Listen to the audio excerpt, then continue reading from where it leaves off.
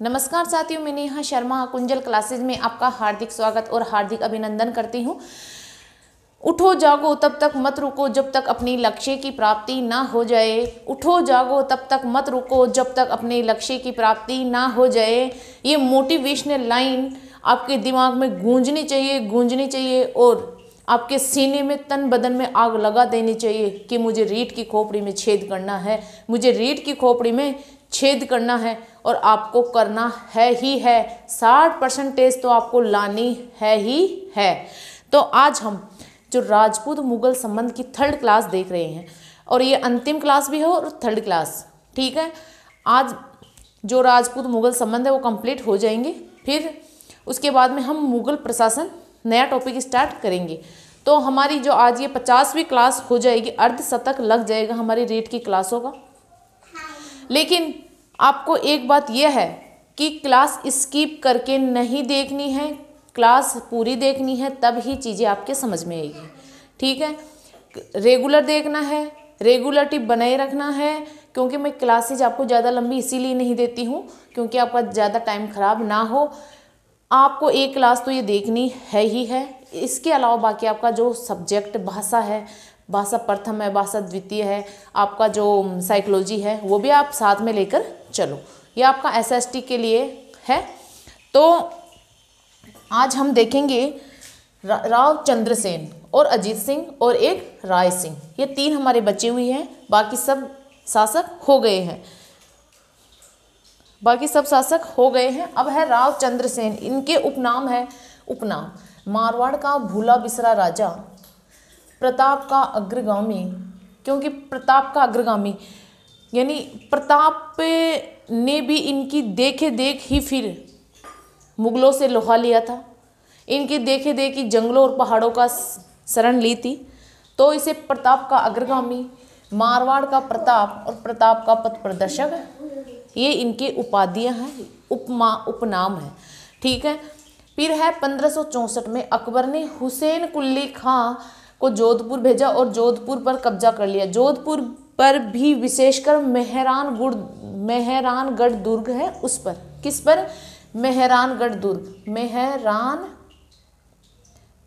दुर्ग, इस पर कब्जा कर लिया था हुसैन कुल्ली खां के नेतृत्व में। ये इंपॉर्टेंट है।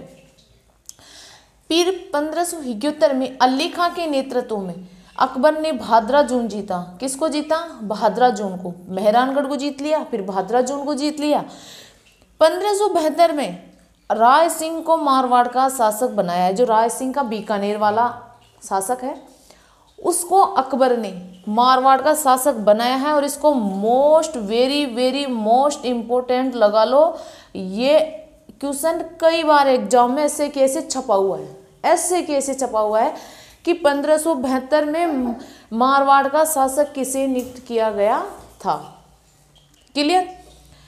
1576 में शाहबाज खां के नेतृत्व में सिवाना छीना। देख लो, मतलब कि मेहरानगढ़ दुर्ग छीन लिया, भादरा जून जीत लिया, सिवाना जीत लिया। फिर 11 जनवरी 1581 को सचिया सोजत पाली में चंद्रसेन की मृत्यु हो गई थी। और चंद्रसेन की छतरी की बात करें तो सारण सचिया पाली में इनकी छतरी है। आपको साथ, जब आप एक क्लास देखो तो साथ के साथ में आप याद करते हुए चलते जाना। ये नहीं है कि आप साथ में याद नहीं करते हो, याद करोगे तब ही आपका रूटीन बन पाएगा। ये नहीं है आप नोट्स बना लिए, सजा लिए उसको, तो सजाने से काम नहीं चलेगा। क्योंकि इसीलिए मैं आपको ये 10-15 मिनट की क्लास देती हूँ ताकि आपका 1 घंटे में नोट्स भी बन जाए, याद भी हो जाए, ठीक है। फिर अपना अगला शासक है अजीत सिंह। इनका जन्म लाहौर में हुआ था। पिता जसवंत सिंह थे, संरक्षक दुर्गादास राठौड़ थे। दुर्गादास राठौड़ एक महान शक्तिशाली व्यक्ति था, इसका व्यक्तित्व बहुत महान था। अजीत सिंह ने अपनी पुत्री की शादी फर्रुखसियर से की थी। मेवाड़ महाराणा राज सिंह ने केलवा की जागीर दी और सामंत बनाया था। ये मेवाड़ के महाराणा राज सिंह की शरण में चले गए थे, इसीलिए औरंगजेब ने नकली अजीत सिंह का नाम मोहम्मद दी राज रखा। इसको इम्पोर्टेंट लगा लो, मोहम्मद दी राज रखा था। फिर देबारी समझौता हुआ था 1707 में, ये इंपॉर्टेंट है भाई, ये भी आया हुआ है क्वेश्चन, कई बार छपा हुआ है देबारी समझौते का। देबारी समझौता 1707 में हुआ। ये हुआ सवाई जय सिंह जो जयपुर का शासक था। कहाँ का था? जयपुर का। फिर है अजीत सिंह, ये मारवाड़ का है ही। और अमर सिंह ये आपके मेवाड़ का शासक है। इन तीनों के मध्य कौन सा समझौता हुआ था? देबारी समझौता हुआ था। इनके छोटे पुत्र यानी अजीत सिंह के छोटे पुत्र थे बख्त सिंह। इन्होंने 1724 में हत्या कर दी थी अजीत सिंह की, यानी पुत्र ने ही पिता की हत्या कर दी थी। इनकी हत्या 1724 में इनकी हत्या हो गई थी। तो आप इसका स्क्रीनशॉट ले लीजिए, फिर आगे हम देखते हैं।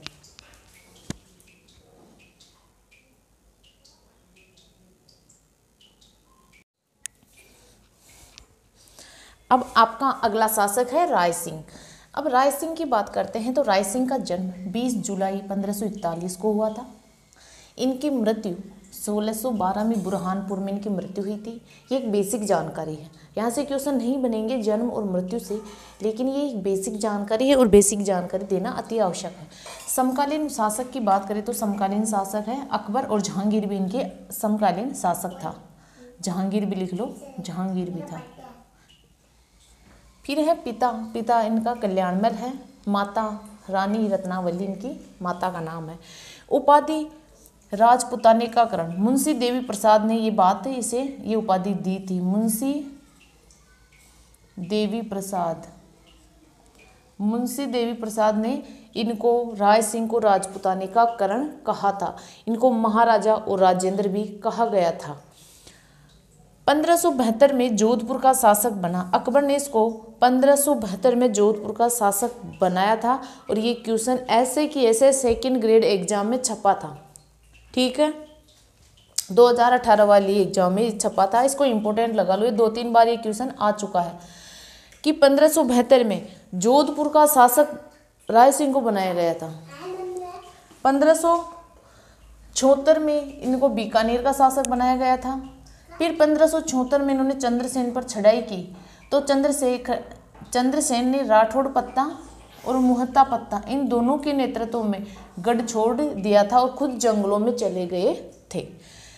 करमचंद पवार की देखरेख में 1589 से 1594 तक इन्होंने जूनागढ़ किला जो बीकानेर में है इसका निर्माण करवाया था। इसे बीका जी की टेकरी भी कहते हैं। जो जूनागढ़ किला है उसको बीका जी की टेकरी भी कहते हैं। अब जूनागढ़ किले की डिटेल मैं आपको बता दूंगी, लेकिन जब आप दुर्ग पढ़ोगे तो वहां आपको पूरी डिटेल देखने को मिलेगी।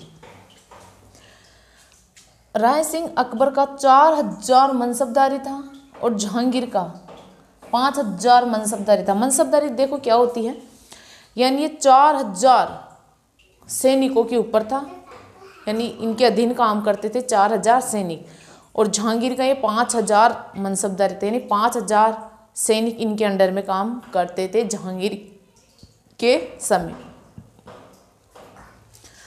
फिर है अकबर द्वारा जहांगीर राय सिंह को कौन कौन सी जागीरें दी गई थी, इसको भी इम्पोर्टेंट लगाओ भाई क्वेश्चन को। ये इम्पोर्टेंट क्वेश्चन है, ये भी आया हुआ कई बार छप चुका है ये क्वेश्चन, और ये छपेगा तो ऐसे कि ऐसे ये क्वेश्चन छपेगा।